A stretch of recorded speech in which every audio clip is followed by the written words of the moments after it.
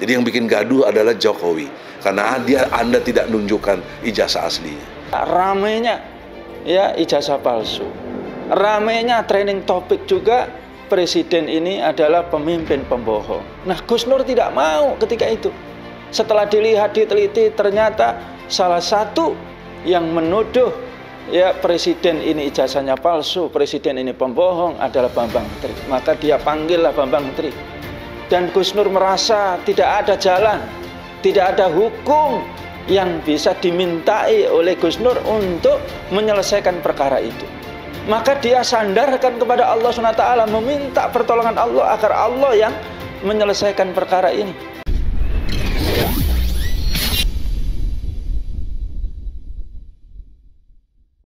Bismillahirrahmanirrahim. Bismillahirrahmanirrahim.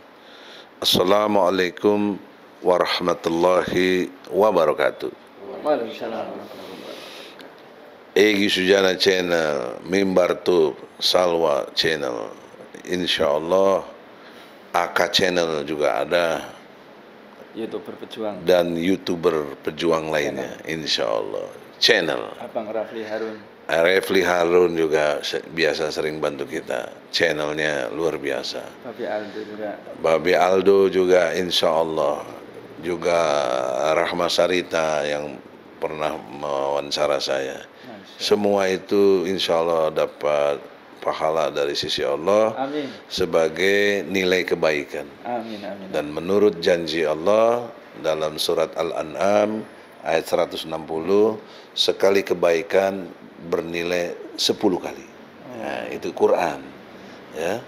Jadi insya Allah kalau uang 700 kali, itu di Al-Baqarah 261 gitu. Jadi semuanya ada di Quran. Nah, saudara-saudara, hari ini tadi saya jumpa Majelis Ulama, kepala kantornya Pak Akbar, Syekh Akbar Kurniawan, dengan timnya Pak Arif Hasibuan.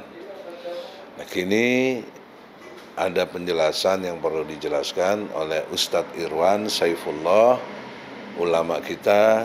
Silakan. Jangan ulama, Bang, Ustadz. Ya, Ustadz. Assalamualaikum warahmatullahi wabarakatuh. Waalaikumsalam warahmatullahi wabarakatuh. Ya, kami sampaikan kepada para ulama dan tokoh dari Majelis Ulama Indonesia. Yang kedua juga saya sampaikan kepada Bapak Kapolri, ya, bahwa perkara Gus Nur ini adalah perkara yang sangat besar, ya, karena sangat dan bisa berkaitan dengan mengkriminalisasi aparat hukum ini, mengkriminalisasi surat Al-Imran ayat 61. Yang kedua bisa juga mengkriminalisasi ya Gus Nur sebagai seorang pendakwah yang selama ini sangat dikenal lurus. Ya. Yang kedua perlu saya sampaikan bahwa apa yang disampaikan oleh Gus Nur sangat terkenal sekali di mana-mana. Gus Nur ini hanya semata-mata menyampaikan amar ma'ruf nahi mungkar. Ya, tidak pernah beliau ini menerima ya sogokan-sogokan uang. Dan juga tidak pernah beliau ini meminta jabatan. Dan tidak pernah beliau ini meminta imbalan-imbalan yang lain. Sangat dikenal luas oleh masyarakat kaum muslimin dan juga netizen. Ya. Oleh karena itu perlu mendapatkan perhatian dan apresiasi yang sangat besar kepada penangkapan beliau ini.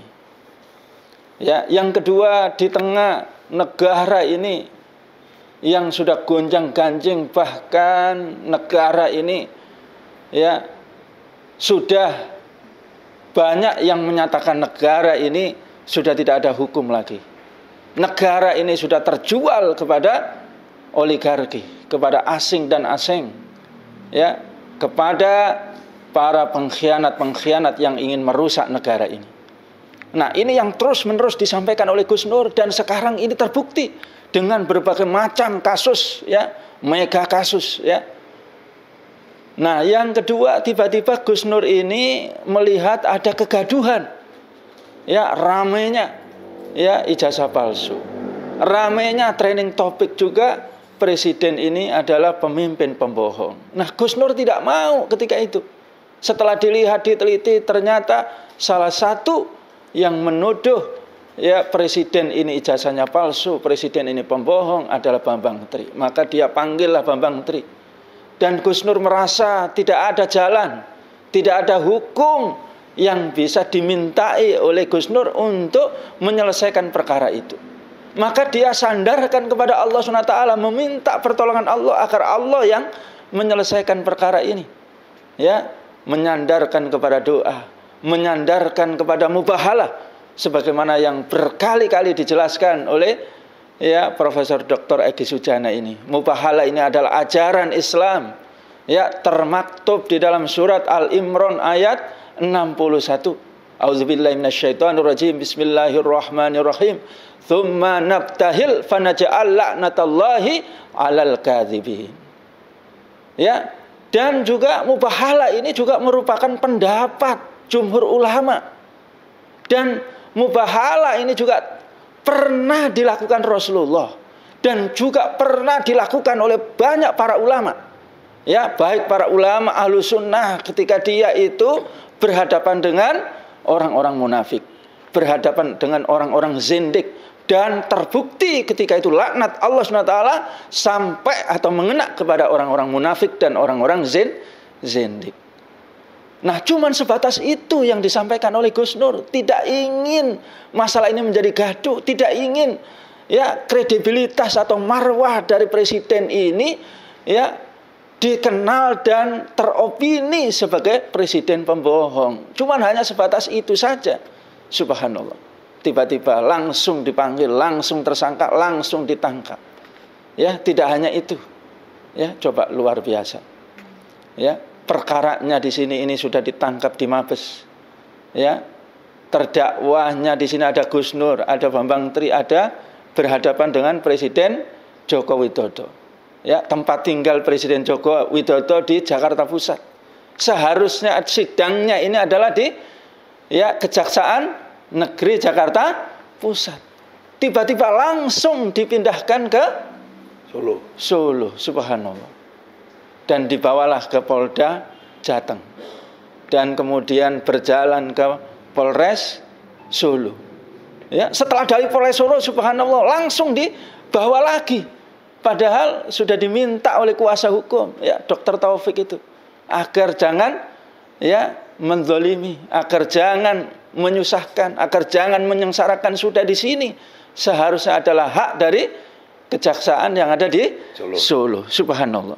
Oleh karena itu, ya, saya sampaikan kepada Bapak Kapolri dan juga kejaksaan yang ada di ya Solo, demikian juga Bapak Kapolda ya Jateng, ya, Jaksa Agung juga jangan pernah menzalimi Gus Nur. Jangan dilanjutkan ya berbagai macam tipu muslihat, berbagai macam kezaliman itu ditimpahkan kepada Gus Nur. Apalagi ya terjadi KM, ya terulang KM 50 kepada Gus Nur. Terjadi Ustadz Maher Tuwalibi kepada Gus Nur. Maka sungguh ini akan menimbulkan persoalan yang sangat besar, menimbulkan perpecahan yang sangat besar, menimbulkan kemarahan kepada masyarakat yang lebih besar lagi, dan tentu laknat Allah SWT dan juga balasan yang sangat hina akan ditimpahkan kepada ya siapa saja oknum-oknum ya institusi kepolisian maupun kejaksaan agung maupun kejaksaan yang ada di Solo maupun juga kepolisian yang ada oknum kepolisian yang ada di Polda Jateng. Yang terakhir saya sampaikan, Gus Nur ini ya saya sampaikan tadi benar-benar dia semata-mata menyampaikan amar ma'ruf nahi mungkar, menyampaikan keadilan, menyampaikan kebenaran, cuman sebatas itu. Yang ini seharusnya adalah tugas dari para ulama. Ya, wabil khusus ada yang di MUI ini. Ya, sebagaimana pesan baginda Rasulullah SAW. Ya, innal ulama warathatul anbiya. Sesungguhnya para ulama itu adalah pewaris para nabi. Maka ketika negara ini ya sudah hancur, negara ini dikuasai oligarki, oleh asing dan asing, oleh pejabat yang sudah zalim dan melakukan tindak kejahatan yang sudah tidak terkirakan, maka yang harus tampil adalah para tokoh dan para ulama pewaris Nabi. Dan di sini yang paling tinggi adalah ulama dan tokoh dari MUI Indonesia. Maka tampillah kalian, ya, menjadi pemimpin, menjadi ulama, menjadi tokoh di atas para pemimpin yang ada di negeri ini. Ya, kembalikan mereka ini kepada taubat kepada Allah SWT, kembalikan kepada Al-Quran dan Sunnah, kembalikan kepada taubat nasuha, sehingga negeri ini akan diselamatkan. Kalau tidak, maka sungguh, ya, para ulama, ya, para tokoh yang dia berkhianat kepada Allah SWT dan Rasulnya, berkhianat kepada Al-Quran, pasti akan dibalas oleh Allah SWT dunia dan akhirat. Ya, yang terakhir saya himbau, ya, kepada para ulama dan para tokoh, segeralah memberikan fatwa yang sebenarnya bahwa mubahalah itu adalah ajaran Islam. Mubahalah ini adalah ajaran yang pernah dilakukan oleh baginda Rasulullah SAW. Ya, dan apa yang dilakukan oleh pihak kepolisian adalah sesungguhnya tidak benar, bahkan berpotensi, maka pihak kepolisianlah yang melakukan penodaan terhadap surat Al-Imran ayat 61. Yang terakhir, ya, saya himbau kepada seluruh jamaah Gus Nur yang ada di Malang, yang ada di Surabaya, yang ada di Solo, yang ada di Jakarta, yang ada di seluruh Jawa, bahkan di luar Jawa. Demikian juga ormas-ormas Islam di dalam kumpulan AUMI, Aliansi Ormas dan Umat Islam Jabodetabek, hadir pada reuni, ya, 212 munajat, reuni munajat 212 yang ada dilakukan di Atin nanti malam sampai besok pagi. Ya, kita hadir, kita mengetuk pintu Allah SWT, kita mengetuk pintu langit, kita mohon kepada Allah SWT agar Gus Nur, para ulama, para aktivis segera dibebaskan oleh Allah SWT. Dan Allah menurunkan pertolongannya agar siapa saja yang menjadi pengkhianat, penjahat di negeri ini, demikian juga bandit-bandit yang menjual negara ini, segera dienyahkan dan diberikan laknat, diberikan bala oleh Allah SWT. Dari kami demikian dulu, ya, saya sampaikan. Assalamualaikum warahmatullahi wabarakatuh. Saudara-saudara, dari cerita tadi terbangunlah satu konstruksi hukum. Yang pertama, telah terjadi kriminalisasi kepada Al-Quran. Karena Al-Quran surat Ali Imran ayat 61 membolehkan, bahkan mencontohkan bagaimana itu mubahalah, tapi yang melaksanakan itu namanya Gus Nur dan Bambang Tri justru dipenjara dan diproses, sekarang mau diadili. Itu konstruk hukum yang pertama yang harus kita ingat. Konstruk hukum yang kedua yang kita lihat adalah adanya penyamarataan kesalahan hukum yang ditimpakan antara ke Bambang Tri dan Gus Nur. Secara ilmu hukum harusnya berdasarkan azas legalitas pasal 1 ayat 1 KUHP, bahwa tidak dapat seseorang dipidana bila tidak ada hukum yang mengaturnya. Pertanyaan saya, dari menyamaratakan dua subjek hukum antara Gus Nur dengan Bambang Tri terhadap satu objek hukum tentang mubahalah, itu keliru. Itulah kesesatan hukum. Inilah ketidakcermatan. Bagus buat kami karena ini ada peluang untuk eksepsi, ya. Nah, cuma masalahnya eksepsi seringkali selalu ditolak oleh hakim. Itu saya nggak ngerti kenapa begitu loh. Padahal itu cara dari wahana hukum yang membolehkan dengan adanya eksepsi lebih pintas, nggak perlu, karena ajas peradilan kita cepat, mudah, murah, sederhana. Itu ajas pelaksanaan peradilan. Nah, eksepsi itu mempermudah, mensederhanakan, mempercepat, nggak perlu sampai diadili selanjutnya. Karena itulah keberatan kami, namanya eksepsi terhadap dakwaan jaksa yang tidak memenuhi unsur pasal 143 KUHP, Kitab Undang-Undang Hukum Acara Pidana. Ya, jadi di dalam konstruk hukum yang kedua ini, tuduhan pasal antara Bambang Tri dengan Gus Nur semuanya sama. Ya, padahal posisi hukum Gus Nur adalah host, pewawancara, posisi Bambang Tri narasumber yang punya kepentingan di dalam konteks penegakan hukum, yaitu dia ingin pernyataannya itu dibenarkan secara agama. Nah, agama kasih jalan, namanya mubahalah. Itu beda dengan kepentingan Gus Nur yang memfasilitasi untuk bisa mubahalah. Jadi Gus Nur hanya menuntun apa yang diucapkan. Jadi kalau yang bohong Bambang Tri, ya Bambang Tri yang harus dihukum, bukan Gus Nur. Itu konstruk hukum. Ya, Gus Nur tidak melakukan apa yang tadi disebut Ustadz Irwan, kesalahan-kesalahan nggak ada. Coba Anda lihat.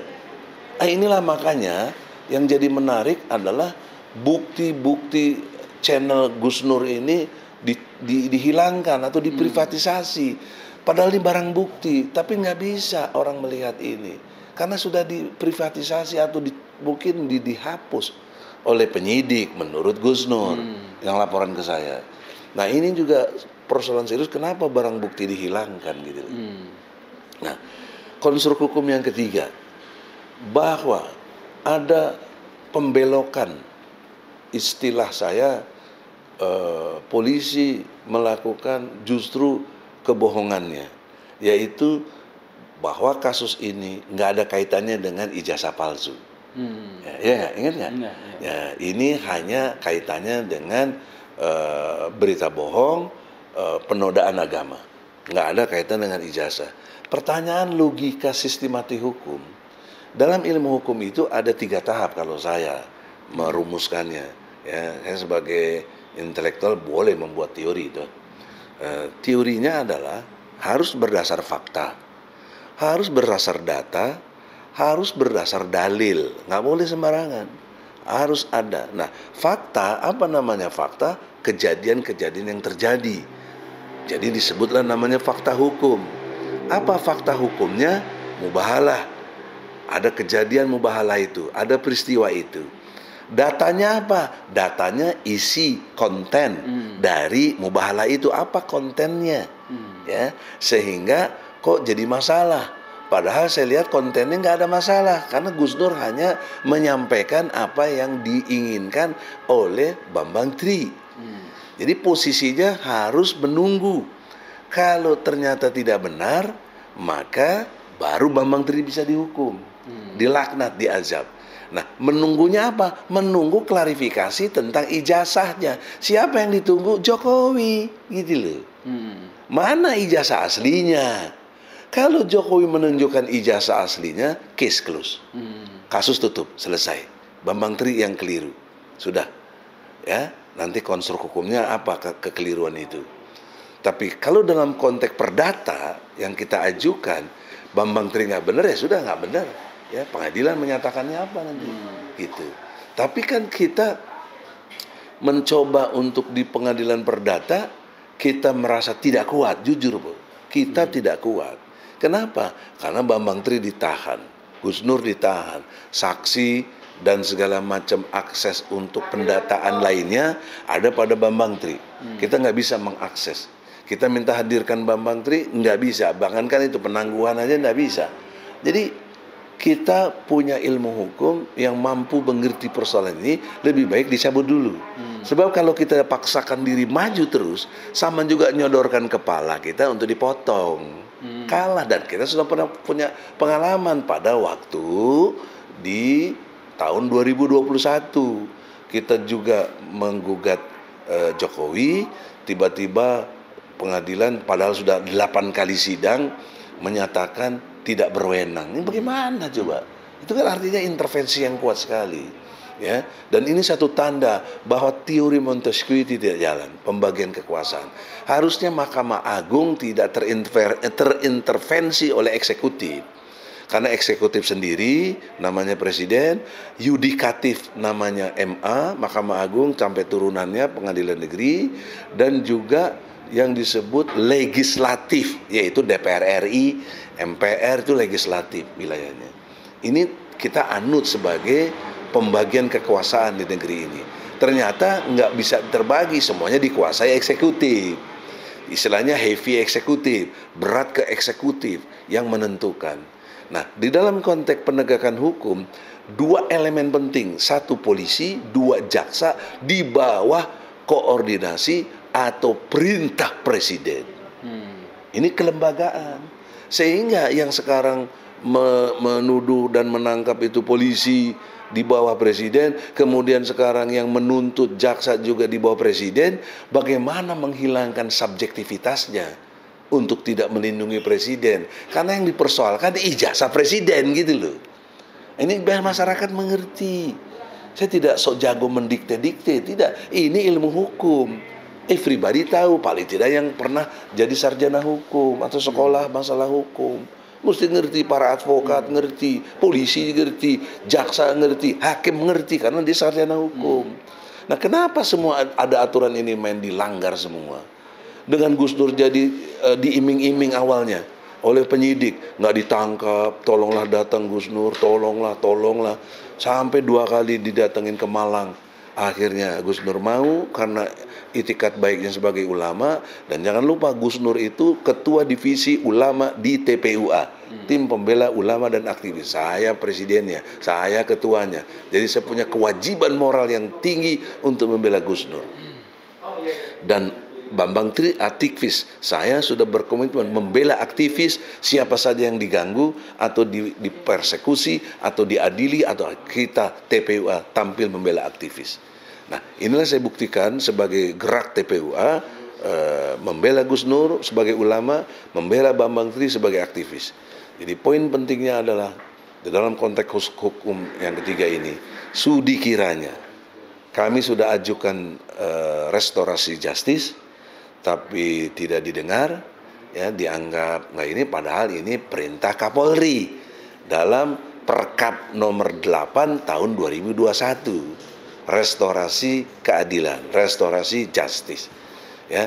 Jadi Pak Kapolri yang terhormat, Mas Sigit, sahabat saya, ya, kita kenal, bukan apa saya kenal Anda kenal saya juga, ya. Jadi nggak ngaku-ngaku. Perintah Anda Perkap nomor 8 nggak dianggap, disepelekan oleh anak buah Anda sendiri, main tangkap, kemudian ditahan, kemudian diproses sampai sekarang. Bohong, sejak awal sudah bohong. Nah, ini kan harusnya Propam turun, harusnya Karowasidik turun, ya, ke Kepala Biro Bidang Penyidikan ini. Nggak benar penyidikan kayak begini, ya. Tapi semua itu nggak dianggap. Kenapa? Karena yang diganggu bosnya. Siapa bosnya? Presiden, gitu. Itu masalahnya, bos. Jadi kita susah. Maka itu waktu itu saya nggak kuat. Oke lah, saya tarik dulu. Dan dengan demikian statusnya seri kosong. Jadi kapan saya menggugat masih bisa. Kalau saya majukan diri terus waktu itu dikalahkan, nggak bisa gugat lagi, gitu loh. Itu yang masyarakat tuh yang blow on, yang nggak punya ilmu, mainnya nuduh kita disuap segala macam. Astagfirullahaladzim. Laknat Allah menimpa kamu yang memfitnah-fitnah ini. Laknat Allah. Saya berdoa dilaknat kalian yang menghina-hina dan menuduh-nuduh orang disuap. Ya, karena buktinya kita enggak. Kalau saya disuap pasti diam dong, namanya disuap. Suap, diam, nggak bisa ngomong. Ini masih ngomong, masih jelas, masih berjuang kok. Gitu loh. Nah, oleh karena itu masih ada waktu. Nanti di tingkat kejaksaan ada istilahnya deponering. Kalau jaksa agung ngerti ini persoalan serius, akan menimbulkan konflik sara yang luar biasa, harus deponering. Kalau enggak, Anda memang pemicu dari kerusuhan-kerusuhan yang ada. Ya, insya Allah akan buktikan janjinya, karena hamba-hamba Allah, ulamanya ini, ulama itu warasatul anbiya, pewaris dari para nabi, diganggu, dihina, sebagaimana sejarah banyak nabi juga diganggu, bahkan dibunuh, maka terjadilah pergolakan yang dahsyat. Semoga itu tidak terjadi. Dengan kesadaran Kapolri, dengan RJ-nya, dengan kesadaran Jaksa Agung, dengan deponeringnya. Itu jalan keluar yang terbaik buat negeri ini. Tinggal buktikan saja, Jokowi, kalau Anda sebagai presiden yang terhormat, punya harga diri yang benar, dan betul-betul Anda itu adalah presiden yang dibanggakan oleh semua galangan, karena Anda presiden kita semua, maka buktikanlah ijazah asli Anda. Kasus tutup, selesai, jangan bikin gaduh. Jadi yang bikin gaduh adalah Jokowi, karena Anda tidak menunjukkan ijazah aslinya. Saya kira demikian, semoga masyarakat mengerti dan kita tidak terbelah, kita jaga etika masing-masing, kita jaga kekompakan Indonesia. Sila ketiga, persatuan Indonesia, insya Allah. Assalamualaikum warahmatullahi wabarakatuh.